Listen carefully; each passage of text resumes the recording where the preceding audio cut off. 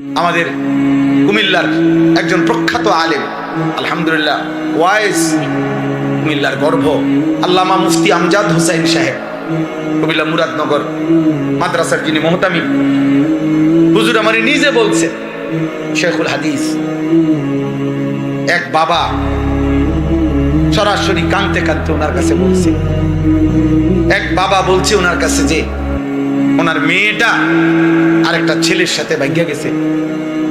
ভাগ্যা চলে যাওয়ার পরে উনি তালাশ করতে করতে শেষ পর্যন্ত তাদের সন্ধান পাইছে, মামলা করছে, পুলিশের দ্বারস্থ হয়েছে, পুলিশের দিয়া চেষ্টা করছে মেয়েরে ওই ছেলের থেকে ছিনায় আনতে। মেয়েটা তখন বাবার কাছে একটা চিঠি পাঠাইছে, চিঠির মধ্যে মেয়েটার ওই চিঠি ওই বাবা হুজুরকে দেখাইছে। উনি বলছেন আমাকে নিজে, বাবা মেয়ে লিখছে, বাবা যেই কাজটি আপনারা দুইজন নিজেদের জীবনে করেছিলেন ওই একই কাজটা আমি করলাম, আমার বেলায় মামলা দিলেন কেন? কি বুঝছেন? এসব বুঝেন নাই? হ্যাঁ, মাশা হিসাব কি?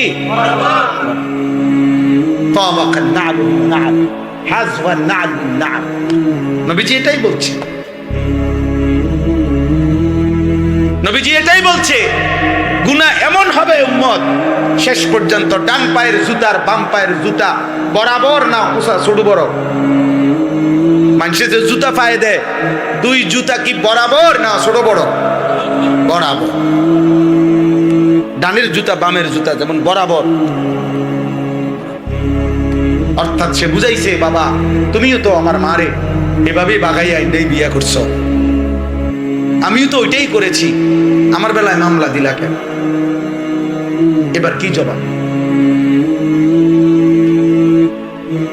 এবার কি জবাব? বাবারা আমার, দুনিয়াবি অর্থ বিত্ত সম্পদ, দুনিয়াবি একটু ভালো আছি আমরা, টাকা পয়সা, বাপ বিদেশ, ভাই বিদেশ, স্বামী বিদেশ, বাড়িঘর বিল্ডিং দালান আছে, একটু শরীর ফিটফাট, ভালো চলতেছি, খাইতেছি, ঘুমাইতেছি। এর দ্বারা কেউ ভাবার সুযোগ নাই যে আমার আল্লাহ আমার উপরে অনেক দয়া করছে, খুশি, আমার উপরে রাজি, তাহলে আমার এত ভালো ভালো খাবার খা।